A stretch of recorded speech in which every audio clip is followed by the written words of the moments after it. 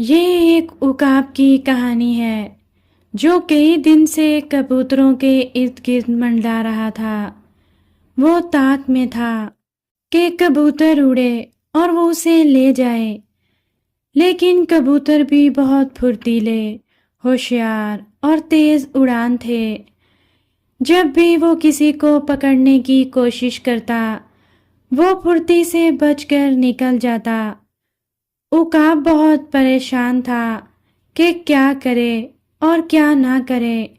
ایک دن اس نے سوچا کہ کبوتر بہت چالاک اور پھرتیلے ہیں، کوئی اور چال چلنی چاہیے، کوئی ایسی ترکیب کرنی چاہیے کہ میں آسانی سے ان کا شکار کر سکوں۔ عقاب کئی دنوں تک سوچتا رہا۔ آخر اس کی سمجھ میں ایک ترکیب آئی۔ وہ کبوتروں کے پاس گیا، کچھ دیر اسی طرح بیٹھا رہا اور پھر پیار سے بولا، بھائیوں اور بہنوں، میں تمہاری طرح 2 پیروں اور 2 پروں والا پرندہ ہوں۔ تم بھی آسمان پر اڑ سکتے ہو اور میں بھی۔ فرق یہ ہے کہ میں بڑا ہوں اور تم چھوٹے ہو، میں طاقتور ہوں اور تم میرے مقابلے میں کمزور ہو۔ میں دوسروں کا شکار کرتا ہوں لیکن تم نہیں کر سکتے۔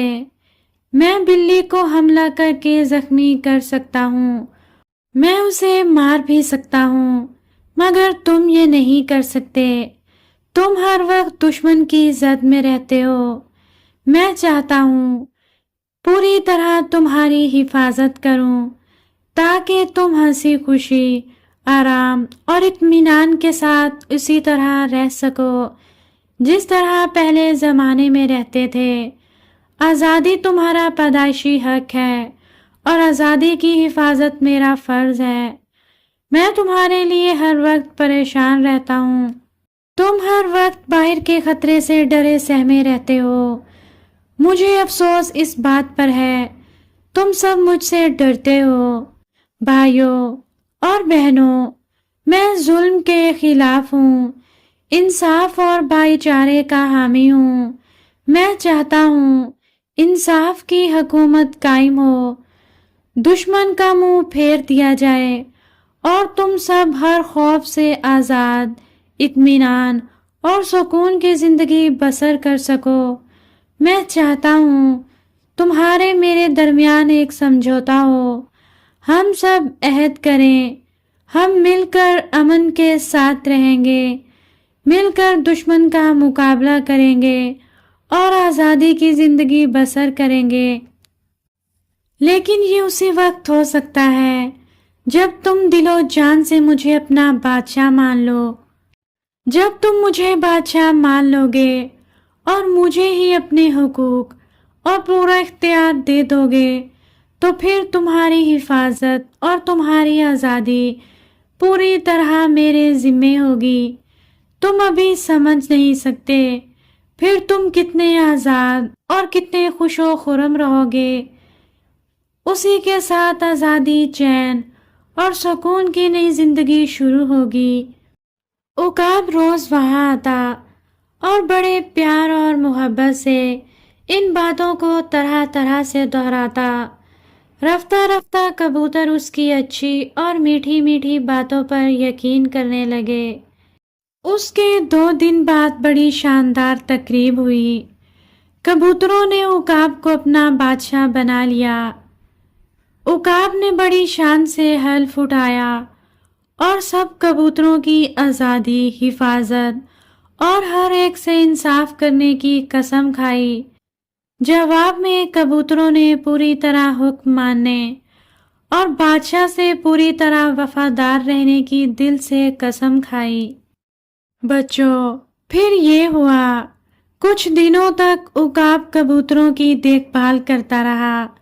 ایک دن عقاب نے وہاں ایک بلے کو دیکھا تو اس پر اپنے ساتھیوں کے ساتھ ایسا زبردست حملہ کیا کہ بلہ ڈر کر بھاگ گیا۔ اسی طرح کچھ وقت اور گزر گیا۔ کبوتر اب بغیر ڈرے اس کے پاس چلے جاتے۔ وہ سب آزادی اور حفاظت کے خیال سے بہت خوش اور مطمئن تھے۔ ایک صبح عقاب کبوتروں کے پاس آیا۔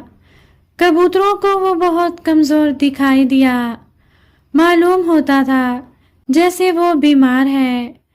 کچھ دیر وہ چپ چاپ بیٹھا رہا اور پھر شاہانہ آواز میں بولا، بھائیوں اور بہنوں، میں تمہارا حکمران ہوں۔ تم نے سوچ سمجھ کر مجھے اپنا بادشاہ بنایا ہے۔ میں تمہاری حفاظت کرتا ہوں اور تم چین اور امن سے رہتے ہو۔ تم جانتے ہو میری بھی کچھ ضرورتیں ہیں۔ یہ میرا شاہی اختیار ہے کہ جب میرا دل چاہے میں اپنی مرضی سے تم میں سے ایک کو پکڑوں اور اپنے پیٹ کی آگ بجھاؤں۔ میں کب تک تمہاری خدمت اور تمہاری حفاظت کر سکتا ہوں؟ یہ صرف میرا ہی حق نہیں ہے کہ میں تم میں سے جس کو چاہوں پکڑوں اور کھا جاؤں، بلکہ یہ میرے سارے شاہی خاندان کا حق ہے۔ وہ بھی میرے ساتھ مل کر تمہاری آزادی کی حفاظت کرتے ہیں۔ اس دن اگر اس بڑے سے بلے پر میں اور میرے خاندان والے مل کر حملہ نہ کرتے تو وہ بلّا نامعلوم تم میں سے کتنوں کو کھا جاتا اور کتنوں کو زخمی کر دیتا۔